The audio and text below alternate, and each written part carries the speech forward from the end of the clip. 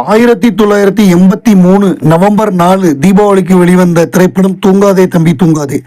இந்த திரைப்படம் அந்த தீபாவளிக்கு வந்த எல்லா படங்களையும் நடிகர் திலகம் சிவாஜி கணேசன், ரஜினிகாந்த் படங்கள் எல்லாம் அடிச்சு தூக்கி அடிச்சு மாபெரும் வெற்றி பெற்ற படமாக அமைஞ்சது.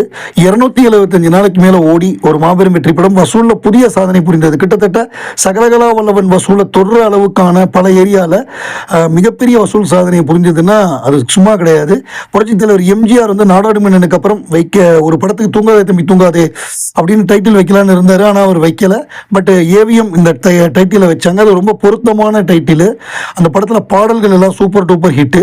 குறிப்பாக ஒரு பாட்டு, அதாவது வானம் கீழே வந்தால் என்ன பூமி மேலே போனால் என்னங்கிற பாட்டு வந்து 6 லட்சம் ரூபாய்க்கு செட்டு போட்டு மிகப்பெரிய அளவில் எடுத்தாங்க. அதாவது இன்னைக்கு தேதிக்கு 1 கோடி ரூபா ஒரு பாட்டுக்கு மட்டும் செலவுன்னா அது கமலஹாசனுடைய மார்க்கெட்டு, அவர் படங்களுடைய வசூல்னால அது பண்ண முடிஞ்சது அப்படின்னு எஸ்பி முத்துராமன் ஒரு பேட்டியில் குறிப்பிட்டிருக்காரு. அந்த படத்தோட சண்டை காட்சிகள், ஒரு பெஞ்ச் ஃபைட்டு, அப்புறம் புக்கு ஃபைட்டு, இது எல்லாமே பயங்கரமாக பேசப்படுது. கிளைமேக்ஸில் அந்த ஹெலிகாப்டர் அந்த இதை வச்சு தூக்குறது, அது எல்லாமே பரபரப்பாக பேசப்பட்ட படம் அது. நானாக நானிலை தாயே, அதே மாதிரி சும்மா நிற்காதீங்க, வருது அந்த மாதிரி எல்லா பாட்டுமே மிகப்பெரிய ஹிட்டு.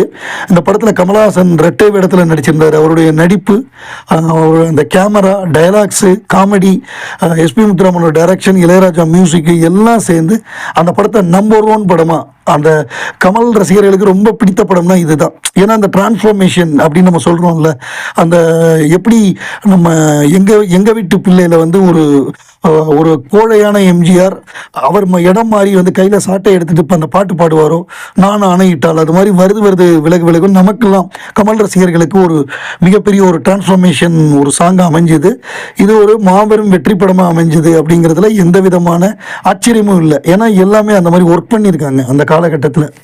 தேவர் மகனை பொறுத்தவரை அதில் இன்னொரு ஹாப்பி விஷயம் என்னன்னா, அதற்கு முன்னாடி குணா, தளபதி 2 படம் வந்த பொழுது குணா நல்ல படம், கமலுடைய நடிப்பு பிரமாதமாக இருந்திருந்தாலும் தளபதி அதை விட பெட்டராக கலெக்ட் பண்ணுது. தளபதி வந்து மிகப்பெரிய பிளாக் பஸ்டர் இல்லைன்னா கூட குணாவை விட கூட வசூல் பண்ணி இருந்தது. அதுக்கு நம்ம பதிலடி கொடுக்கணும்ல, பேபேக் பண்ணணும்ல.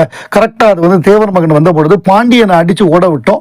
அது வந்து ஒரு மாபெரும் வெற்றி படமாக அமைஞ்சு அந்த தீபாவளியிலேயே அதிக கலெக்ட் பண்ணி சில்வர் ஜூப்ளி வந்து அதுக்கு வந்து ஷாம் பெனகர்லாம் கூப்பிட்டு, திலீப் குமாரை கூப்பிட்டு, மிகப்பெரிய நடிகர் திலகத்தை கூப்பிட்டு அந்த வெற்றி விழாவை நடத்தினதெல்லாம் மறக்கவே முடியாது. தேவர் மகன் எப்பொழுதுமே தமிழ் சினிமாவின் ஒரு மணி மகுடம்.